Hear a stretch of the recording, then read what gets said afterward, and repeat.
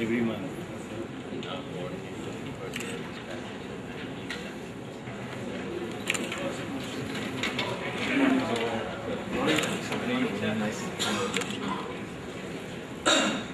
Good morning.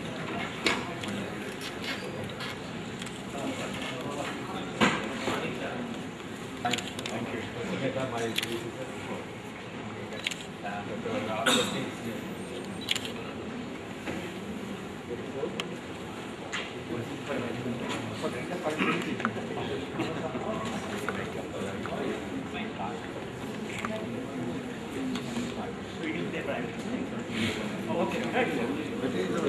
you.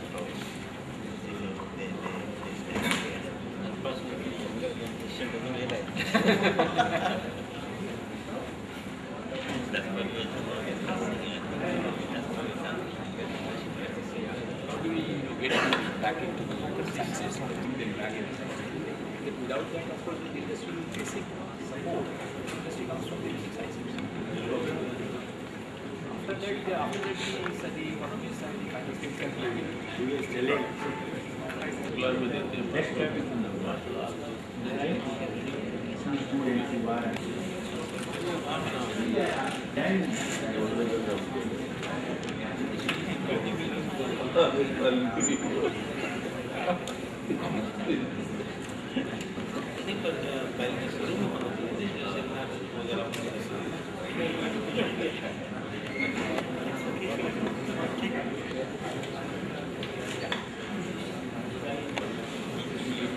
Different places in the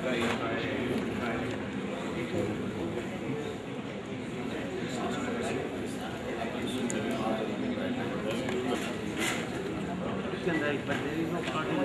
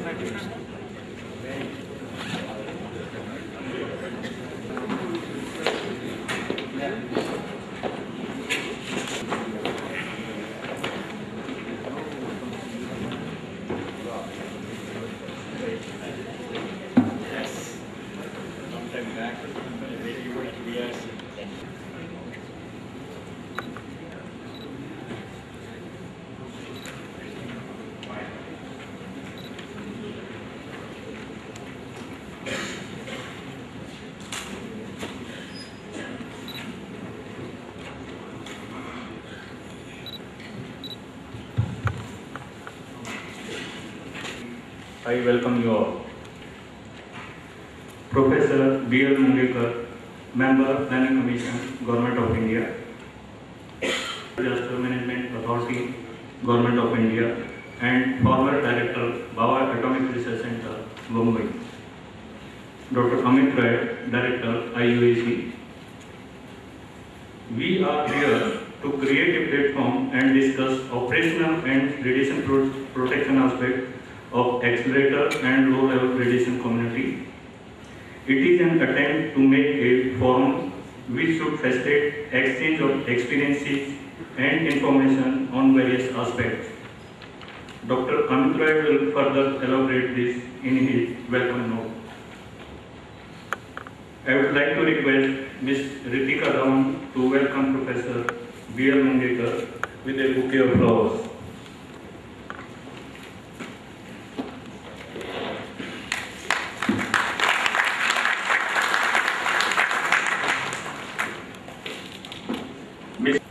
With flowers.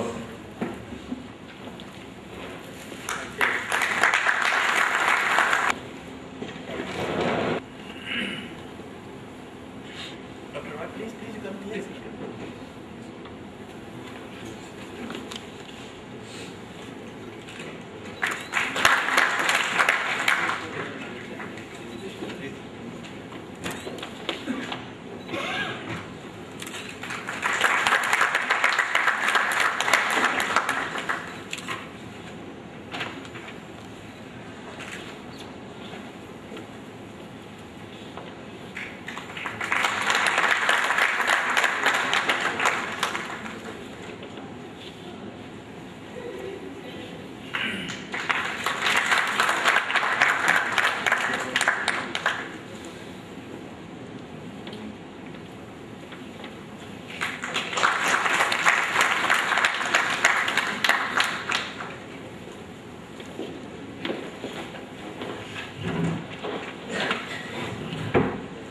Thank you all of you. Now I will. Dr. Kim, Dr. Chavan, other dignitaries, distinguished guests, delegates to the conference, ladies and gentlemen. I have great pleasure to welcome you all to this conference on accelerator and low-level radiation safety being organized by the Inter-University Accelerator Center, which is the first inter-university center of the University Grants Commission. As you know, all of us are exposed to nuclear radiation every day of our life. Our bodies and cosmic rays, there are man-made sources of radiation that are exposed, we are exposed, used in medical diagnosis. Radiation workers deal with radiation from accelerators and nuclear at high levels, whereas the natural radiation levels are very low. There is still no definite answers to what actually constitutes limits prescribed by the regulatory bodies worldwide. And in India too, we have the Atomic Energy Regulatory Board who provide the radiation safety rules and guidelines. With the advent of various types of high voltage equipment and accelerators and reactors, it became necessary to take proper measures to protect workers and the public from unnecessary radiation exposures. There has been a continuous development in the methods of monitoring of these radiations and safeguards to prevent exposures to radiation coming under the subject of health physics. It is now mandatory for all establishments where particle accelerators operate to employ health physicists whose responsibility is to aid in the design of laboratories, radiation shields, radiation monitors, maintained and calibrated, provide personal monitoring meters for radiation dosimetry, and maintain records of accelerated doses received by each worker. Make frequent surveys of radiation levels around the laboratories and aid in emergency operations. And they also conduct educational program on safe handling of radioactive materials. Continue research on radiation environment, its monitoring and safety issues. The main accelerator facility at the Inter-University Accelerator Center is a 15 megavolt pelletron and the superconducting linear accelerator currently under installation. We have plans, and in parallel we are also building a high current injector based on the ECR source. The facilities of the Inter-University Center today are being used by faculty and students from about 69 universities in the country, 43 colleges and 45 national laboratories, including all the IITs. And we have other users from all over the world. The health physics group in the center was set up primarily for monitoring and ensuring radiation safety facility as it is mandatory by the AEI. The activities of the group has grown in the direction of radiation research beyond the routine regulatory duties. Over a decade, this group has produced very good output in research and given the required support towards radiation safety. The continuing efforts of our scientists in this direction have helped many universities and research institutes. At present, about 30 research scholars from different universities are using just these facilities for monitoring of low level and the health physics that the health physics group has set up. Some of them are environmental radiation monitoring and dosimetry, possible correlation of seismotectonic activities with natural gas emissions, development of optimum radiation shielding material for the future, developing new thermoluminescence materials, conducting polymers and radiation sensors, etc. We have all this activity that we continue in our lab is always in collaboration with the universities and faculty and students of the universities. EST. We are improving the activities further in coordination with the Atomic Energy Regulatory Board. In connection with the organization of the workshop, I will come now. We have the center organized the first one-day workshop on radon studies and environment in 2003. In that workshop, we had about only 44 participants from 18 universities, 11 colleges, and 4 research institutes. This event initiated a countrywide interest among the researchers, and we received repeated requests from different universities to add more instruments and advanced facilities in the center, some of which we could with the generous help of UGC. And we are trying to improve it further. This has been able to service a large number of university and research scholars. And next year, in 2004, we organized another workshop on accelerator and environmental radiation safety, and participants from Japanese laboratory, KEK. This present today conference on accelerator and low-level radiation safety has brought many faculty members and students from the universities, accelerator research institutes, and foreign laboratories together to share their research activities. I'm happy to share with you that we received more than 120 abstracts, out of which the technical committee accepted 90. we are very sorry that we could not accommodate any more. We would have, in spite of our, we wanted as much participation as possible, but due to the time that is available in the conference, because all of you are extremely busy persons involved in your own activities, so we had to cut down the number. And in this conference, we have participants from 30 universities, 10 colleges, and 10 institutes in the country, and from different parts of the world, from Japan, USA, Germany, we have and Bangladesh. I'm very thankful to Professor Syuji Ban and Hiroshi Matsumura from Keiki Laboratory, Japan, Dr. Jaya Ramanuja from Taiko Healthcare, USA, Professor Weiler from Aachen campus in Germany, and Dr. Hamid Khan and Dr. Abdul Malik from the Atomic Energy Commission, Bangladesh, to have come and participated in this conference. We could not get Dr. Syed Rokni, head of the Radiation Protection Department, SLAC, USA. He had to cancel his trip the last time. Last week, this conference will enjoy the proceedings, and new directions for research will emerge in radiation safety area by the deliberations in the next 2 days.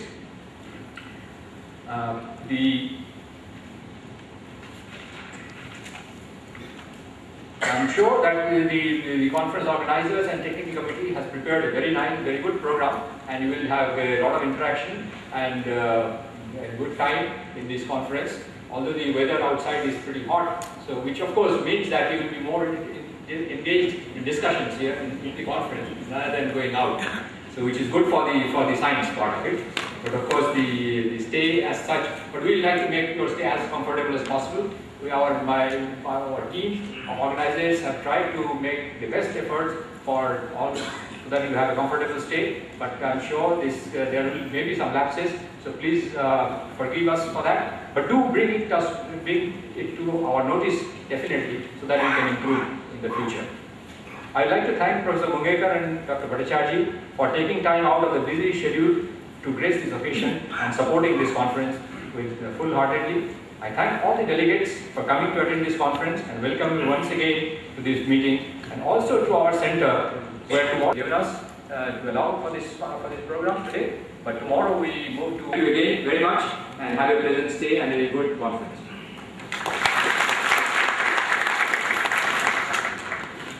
Bhattacharya obtained his master's degree in chemical engineering from University College of Technology, Calcutta in 1965.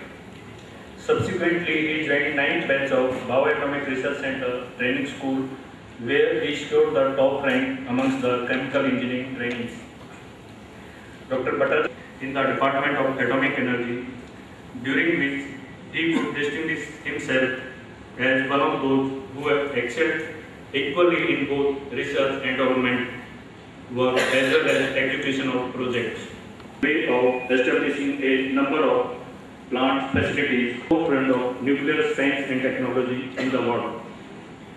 Dr. Bhattacharya is one of the very few professionals in the world who has acquired the experience and expertise.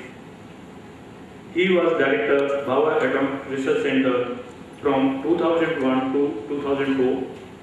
This was followed by his 2 years tenure as Special Advisor to Chairman Atomic Energy Commission, Government of India. Professional bodies, which also includes Fellowship of Indian National Academy of Engineering. In the recognition of his outstanding contribution in the field of nuclear, Dr. Bhattacharya with the coveted National Award Padma Shri in the year 2001.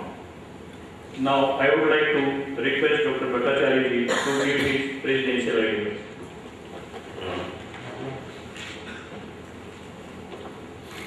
Distinguished invitees and participants to this two-day conference on accelerator and loadable radiation safety. Let me also to start with add center and the word of special welcome to Professor Mehta and other distinguished participants from abroad. Let me start by thanking this Inter-University Accelerator Center in general and Dr. Roy in particular for organizing this conference, which will go a long way to contribute immensely to the accelerator program in the country. Being helped by the research scholars from both within and outside the country in their pursuit to contribute, as I mentioned, that the center is also actively involved in radiation monitoring, radiation protection, and radiation safety that will play a key role in the regulatory and Department of Atomic Energy. Accelerators are going to play a big role for improving the quality of life in the society in a number of ways, not only for upgrading the level of science and technology, but also in the other areas of medicine and industry. So we must go on inducting them progressively at higher and higher energy levels. But at the same time, we must also, they have to be taken care of, because radiation is something which we know it can't be seen, and it can't be felt, or it can't be smelled. So then what do you do? Now, only option is again that if you are looking for a technology which is for societal value, you must again look for the science and technology to provide protection. And this is what Dr. Rai said, you rely on your science and technology to develop the instruments to monitor them and protect the environment, so the people who are there, they feel free to use these facilities, but not only for pursuing the science, but also for pursuing it for other areas of societal values. Originally, this was developed in basic research in nuclear physics. The tools, as I said, encompassing all branches of science as well as medicine and industry. In fact, out of nearly 15,000 accelerators presently in operation worldwide, only about 3% are being used for basic research now. However, the most exciting ones are still for pursuing the ultimate in particle physics that is being pursued at CERN Geneva by establishing a world-class accelerator facility like Large Hadron Collider, by using the best available technology from all over the world, where contributions of the Department of Atomic Energy has also been quite appreciated. Such facilities, however, calls for a new level of radiation monitoring and radiation. As I said, as you go on increasing your energy level of the ions or electrons, is equally careful about, so that has to be kept in mind. In terms of numbers, as we can see, the electron accelerators have achieved the maximum utilization, being applied routinely for tasks like polymerization of plastics, which Dr. Roy was mentioning, treatment of wastes and gases, sterilization of foodstuffs and medical products. In addition, they are of course extensively used, as you know, in hospitals for cancer treatment. The help of specialized magnetic systems to produce what is called synchrotron radiation. The wavelength ranging from IR, infrared to X-rays. And these radiations are used intensively for macromolecular crystallography to locate the position of the atoms in large floating molecules that enables the understanding of the human genome. They are also used in designing new antiviral drugs. Synchrotron in medical, environmental, and historical science. They are also applied using lithographic techniques to manufacture the mechanical parts down to sizes that are in the domain of nanotechnology for their wide range of applications. If you shift from electron to the ion accelerators, we find that in electronic industry, they are used for implantation of atoms on the surface of semiconductor materials. Ion implanters are also used for hardening metallic surfaces for medical implants and for coating the bearings for mechanical applications. Medium energy medical cyclotrons are also used for accelerating protons that produce isotopes that are used for diagnostic as well as therapeutic applications, normally known as the PET imaging, which is introduced in India also since last 4 or 5 years. Recently, there has also been increased interest because they deposit their energy near the end of their path, and you will have to cross so many tissues and vital organs, those deep-seated cancers. Thus, there is a great diversity both in applications and obviously the installations of the accelerators, because they have to be designed to suit the applications. Obviously, there cannot be a single jacketed solution to take care of the health and safety aspects of these accelerators. Then what do we do? We can't have so many things. Something has to be standardized. This is what Dr. Rai was trying to indicate. But some general, the various stakeholders or the disciplines, which I said, that need not be the designers or the operators, but the users, and including the ultimates, in some cases, the patients and all, everybody's safety aspects to be integrated. Because sometimes you find that ideally you would like the accelerators to be kept way behind in a place which is not occupied. But for some applications like industrial and medical, we have to bring it in and then keep nearby and then operate, and the patients are also should have access to that. So there are various conflicting requirements, and they have to be taken care of when we work on IUAC. And that's like that have been used over decades for essentially for basic research. And we have also large improvement facilities at CAT, along with 2 other major programs. One is for the superconducting cyclotron at VECT Calcutta, and the other for our accelerated subcritical systems, which is going to play a very crucial role in various, because this is not the forum to discuss that, and is likely to come somewhere in the East Coast, probably in Baitan. Now, as the demand for this accelerator grows, so will grow the need for simultaneous multidisciplinary research and the methodology development for ensuring corresponding safety requirements for these advanced accelerator systems. Now, before we proceed further, maybe a word that how does this accelerator or the radiations do come or do get associated with the accelerator? By and large, we must remember that the number of accidental exposures to radiation from accelerator program is quite high. But the exposures leading to very high exposures received during the operation of the accelerators is not that high. Most of it comes when the accelerators are taken for repair, maintenance, and modification activities. That contributes the largest dose equivalents and much of the collective dose equivalents of the people. They are involved in the accelerator family.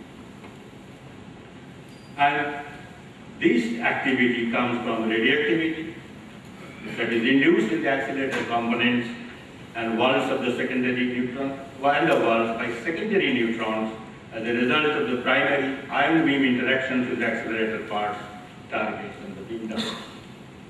In principle, induced activity can be produced in all accelerators, which has the energy that is capable to knock off the neutrons and the other hadrons by overcoming or by crossing the binding energy level, which is there in the basic case.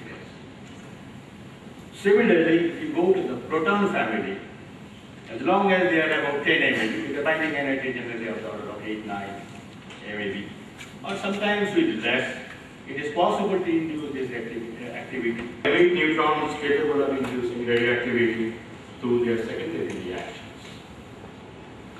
As you go higher and higher, it is to be kept in mind that it is not, when we were assessing the radiation hazard, the potentials of the system, that how many, should you have the first reaction, second reaction, how many such chains should interact, or consider my safety analysis before I say that this is the amount of activity which is generated, the envelope in which we will have to work out the safety scenario. So that that becomes a function of the energy of this. And as the energy of this, theoretically you must be able to accept the scenario that we can have this radionuclide form which is at mass number lower than what we have in the target material. It is possible as we are building up the energy of this. But generally, neutral deficient of the stability line of the periodic table. Accordingly, the large part of the accelerator induced radioactivity decays by positron emission or electron capture in electron capture. And in electron capture, you can monitor them by the photon emission. Some examples and all. You also know there is a question of radiation reactions which are also involved into this. Not go into details of that. Now, with this complex scenario, it becomes an important task for the health physics community, or because I am from the family of the department of community, whoever is interested in the responsibility, an enormous task that how to work out the program for this. Now, besides that, we must also remember two basic things, that other than the field, things for high energy to be really high, and they differ from the conventional fields which you are aware from the nuclear reactors or nuclear facilities, and that could be because of the complex time structures of this field which is there, and that is a function of the accelerator repetition rates and the details of the RF accelerating system which were used to accelerate the beams and the beam extraction systems. So this is really a complex system, and if you don't know how this time structures radiation is going to interact with your monitoring system, that will be a failure. Because you must understand how those sensing monitors will react when you are reacting in the structure which is there. So need to be understood properly with the basic research, and then how this interaction of the dosimeter is going to be. And that becomes an additional task of the people who have to protect the health and safety aspects of this community. Besides that, we have the effect of magnetism or magnetic field which are associated with this. We know that this will have a direct effect on those, because not only on the pacemaker, but if you have any artificial limbs or something like that on the worker, which is called the ferromagnetic material, it is going to have some effect on that also, this magnetic field. Other than that, we also know that the question of microwaves or radio frequency. But there one last point is this: the designer themselves will take care of the safety aspect, because as you go on higher and higher of this, if you cannot build a system and then look for a high performance system, because that itself will ruin the purpose of this. So inherently it has to be made safety if you want to achieve a system which is for high performance at the same time with the high ability factor.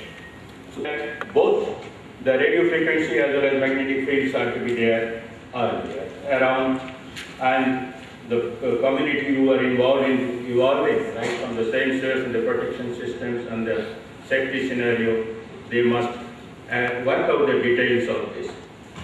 Now, when we are in this field, and an organization like this, which is there basically to assess the present situations of the radiation monitoring and radiation protection. But another problem will be that some of these results, through some mechanism, should be made available to the people who are at the management level, decision makers, and also to some part of the people or community who are concerned with this, because they would also like to be educated, if not concerned unduly, that what could be the effect of this radiation to the human being, because as Dr. Raya said, we have been living since time immemorial in the envelope of the radiation, and it is a little bit more than this, whether to what extent we can accept this or not. Now, such systems obviously will be in a dynamic in nature, and these various types of concepts can be ensured only if we establish an organization. Now, that organization should be supported by 4 strong pillars. First, it should have a strong legal framework which will with the enactment of adequate laws. Second, an efficient regulatory system. Third, science and technology community available in the world. And of course, whenever required, we shouldn't hesitate to induct or accept the ideas that are available outside also. And finally, an overarching safety culture to be owned and shared by all the stakeholders in a top-down approach, starting from the highest man or authority on the top to the last man on the shop floor. And observe that the organization arranged to have about 28 invited talks, 12 oral organizations, and 48 poster presentations, to which they have been addressed these various issues involved.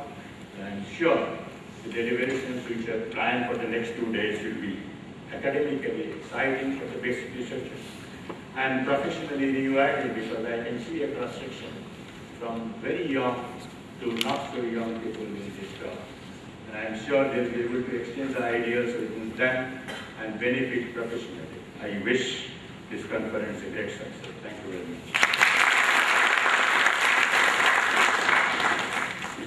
Is a member of Planning Commission and President and Chairman of Indian Institute of Advanced Study, Shimla.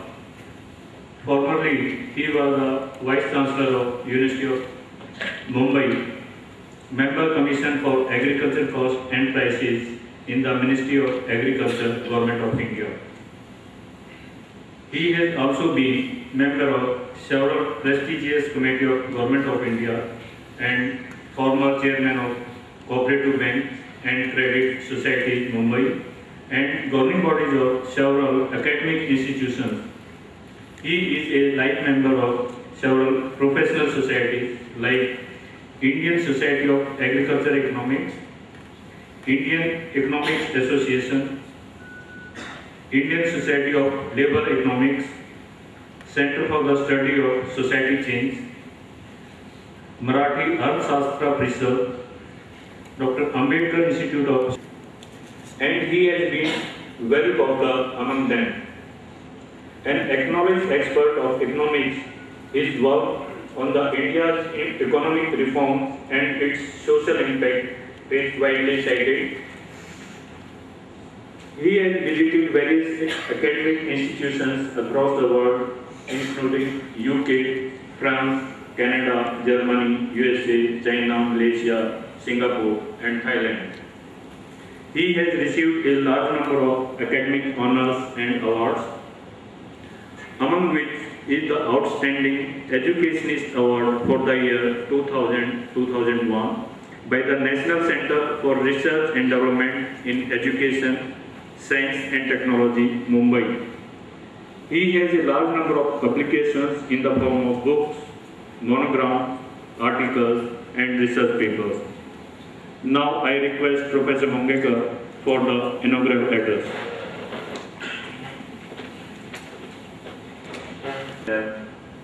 Dr. Sonkaude, distinguished scientist. It's a pleasure to be here amidst you this morning, not as an expert on the topic on which we'll be deliberating for the next 2 days, but just as one, as a citizen of this country, to share some of the views on the relationship between science, technology, and ethics. Before that, I must put on the record my sense of appreciation of the work which University Grant Commission has been doing since 1956. The year in which it was, we take most of the time extreme positions. On one hand, we appreciate the things beyond limit. For example, our performance in cricket, and Indian team by Bangladesh, as if it was natural disaster, as if it was we are not able to manage high level radiation safely, accommodate that defeat because we are not able to control our emotions over our victory. The society which is not able to control its emotions over victory, that society is not able to accept the defeat. On the other hand, we are going towards extreme position. In the sense that now people started criticizing the University Grant Commissions for its omissions and commissions, forgetting the fact that what was the country's education status in 1951 and a commendable. Not that University Grant Commission needs rectification, it does need. And what rectifications are required, I experienced when I was Vice Chancellor of the University of Mumbai. But this should not blind us toward the fact that in such a vast, diversified, unequal, uneven country as large as it is, the stupendous task University Grant Commission has done by creating more and more access towards higher education.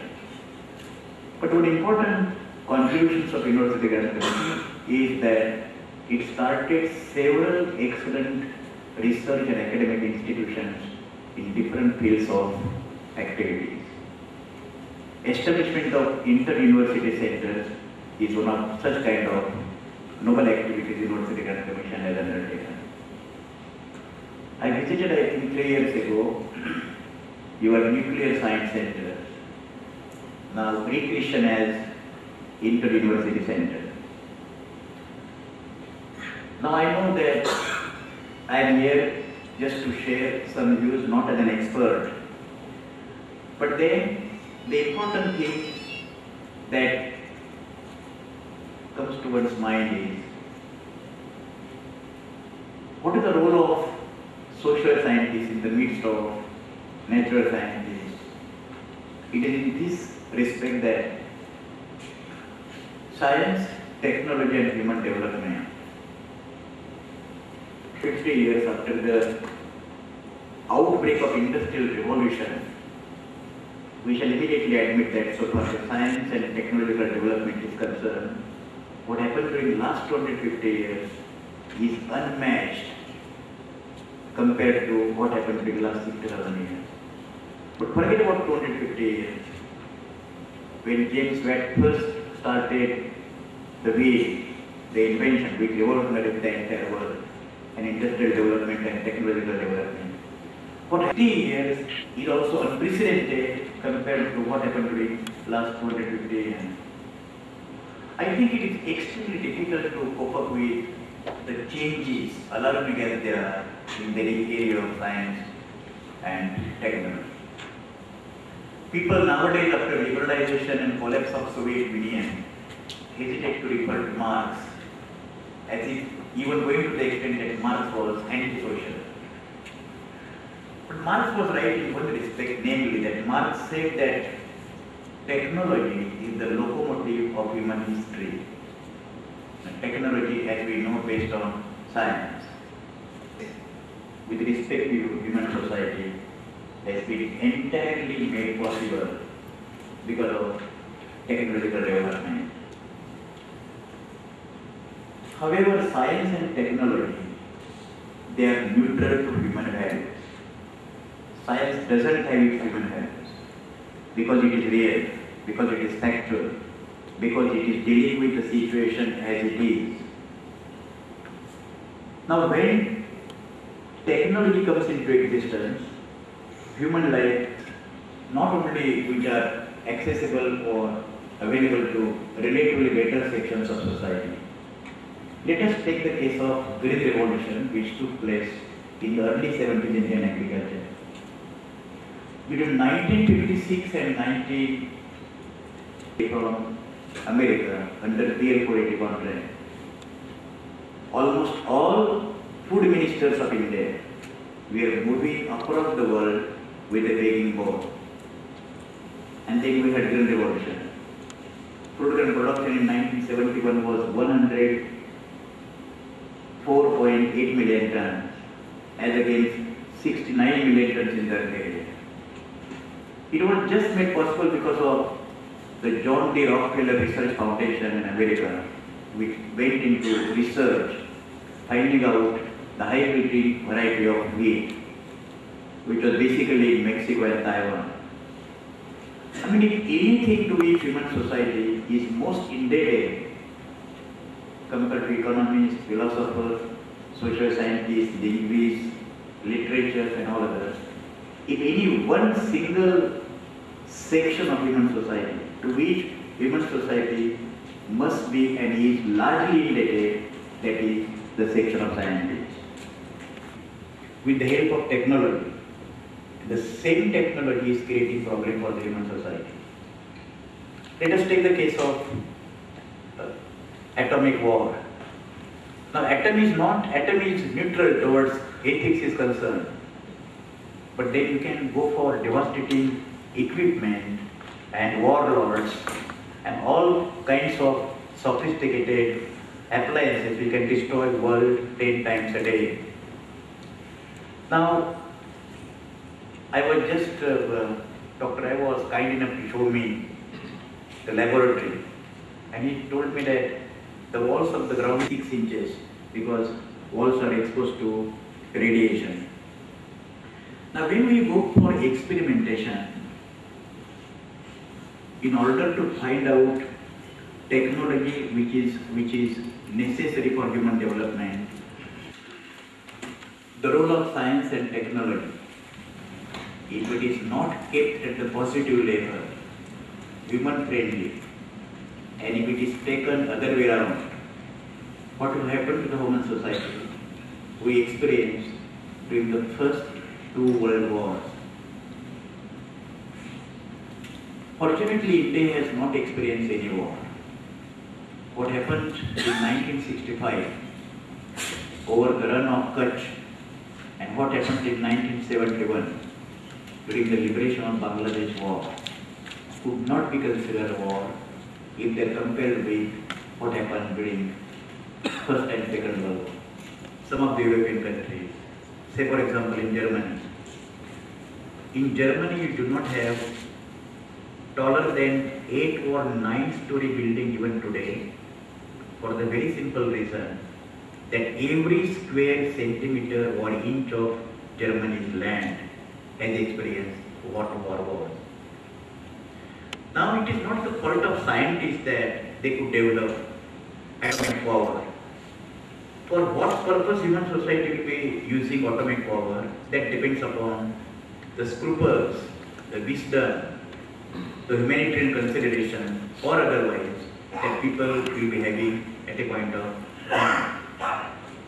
We have recently found a phenomenon where a powerful nation in the world invaded relatively one of the poorer nations nearly 10,000 kilometers away, or which is distant from them. It's possible for human beings to control historically tested misuse. We shall be going closer and closer towards the destruction of human race. And it is from that point of view, I think, that ethics is, whether they are sciences or whether they are linguistics. Over a period of time, during the last 15-20 years in our own country, we are observing the disturbing trend. When I was a student, 35 years ago, the brilliant possible students were going for science. There were only 2 disciplines. One was engineering, that is, those who were getting better possible marks, they were going for A, that is mathematics, physics, chemistry and mathematics. And those who were interested in going for medicine, they were going for physics, chemistry and biology. 20 years, a disturbing trend is that in all the universities and the colleges, these basic science disciplines appear to be neglected by the students. If some of the possible students, those who are interested in research, those who are having science inclination, despite their prospective level of affluence, they continue to go for science, and within science again physics. But over a period of time, the trend appears to be that students take admission for science, including physics, chemistry, biology, botany and so on. But when they pass common entrance examination, either MBA or your medicine, and they get the admission, they immediately desert or give up their science admissions. As a result of which, poor principal of science college has to admit 3 times more students for physics or chemistry than the actual capacity, because he has to be ready for accommodating the fact that nearly 2/3 students, those who have sought admission in the common entrance examination, they will be giving their science admission. I can maximum claim myself to be a student of economics, and that also elementary student of economics. As I understand that for job prospects, being a student of economics, it will be absolutely naive on my part to underestimate the importance of money, because among all it deals with money. That's why we are not living in the age of saints, that I want bare quantity of food, bare shelter. People want to live reasonably good life in terms of material amenities. But then definitely in our country, unfortunately, those who are scientific compared to all other professional courses, this is our entire economic system is undergoing change, and our mindset also is undergoing a change.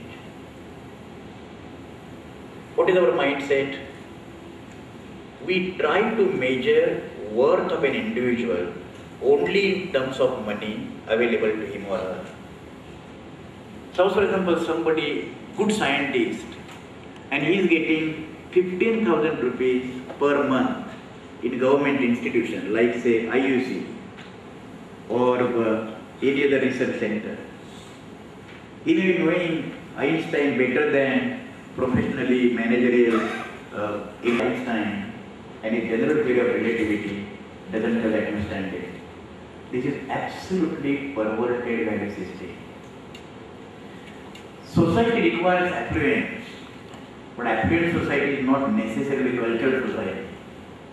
That's why basically the task before the scientist is not only to understand the science, explore the more and more knowledge, which is now today, I think yesterday or today we are reading in the newspaper that scientists are discovering altogether different planets like Earth, speculating that it may be habitated by human beings.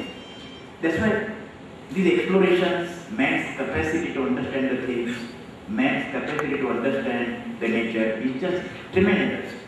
And it will be very difficult to speculate what will happen, because soul has to create, sustain, nurture, strengthen, protect and defend certain set of value systems.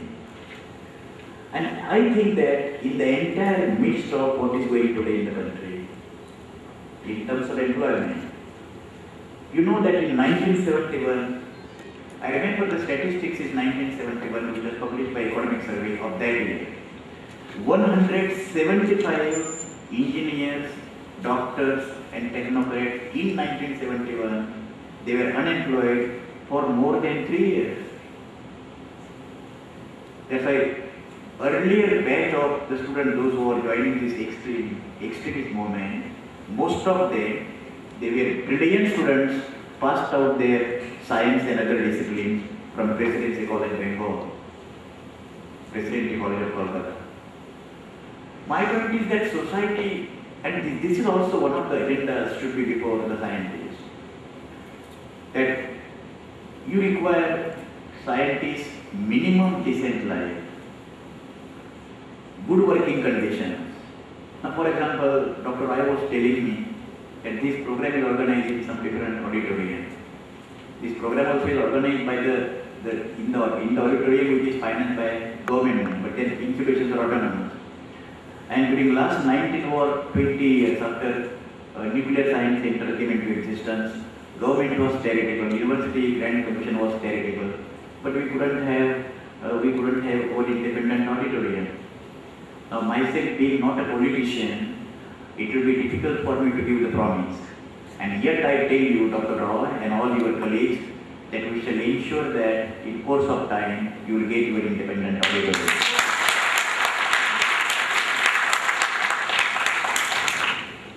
saying we are producing billionaires, and on one hand we are having 22 crore people below poverty line who are not able to spend $1 a day. Now dollar is 40 rupees now, rupee is appreciating in value. On the other hand also we are taking pride, right, wrongly, publishing the names of the billionaires likewise. Suppose if you want 5 or 6 crores of rupees for constructing your independent, good, decent auditorium, immediately the people, those who are having more money, will be responding to your desire. If it is yes, I can consider that we are a cultured nation. If it is not, I will find very difficult. Because money in economics, you know that there is law of diminishing marginal utility. Means as you get anything more and more, its importance declines. Now this is in textbook, and this is not at all applicable to money. In our country, some people are there who do not know how much money they are having. Let alone that, they do not know how far money can be used. Because all your necessities, comforts, luxuries, everything fulfilled, then why do money require money? But that answer is irrelevant. People require money because they want money. What I am telling, even in terms of money, is required. The last point is about changing curriculum in the university system. I am not sure that in this country after independence, despite our systemic efforts, we are able to create at satisfactory rate the scientific temperament. Now, but from my personal point of view, the only thing I worship in the country who remain in queue for voting for different political parties, either by choice or by compulsion, to whom this democracy is magnificent, really sustainable, really developed, really cultured, really integrated, really harmonious, and really peaceful, then it is necessary, whatever we do, ultimately reaches the people. Scientists, social scientists, academicians, politicians, intellectuals, literary persons, they are extremely important. They are the guides of the society. But if they fail to guide the society, it will be extremely difficult for society to develop and sustain. Without knowing the substance, I was just going through the structure of your seminar. And then it is better to be ignorant, because that will give me courage to say that the seminar will be successful. You will be able to develop that kind of technology, that kind of devices, which will be ultimately fulfilling the low radiation safety level, and the people will be not exposed to the risk to which otherwise they would be exposed. Because people's safety at every point of time, I don't want to go again. Because violence, for example, violence will mean that people are having atomic power, people are having AK-47, people are having bloodshed. Now that is explicit form of physical violence. But unemployment also is violence. Poverty is the biggest violence. But that is apart.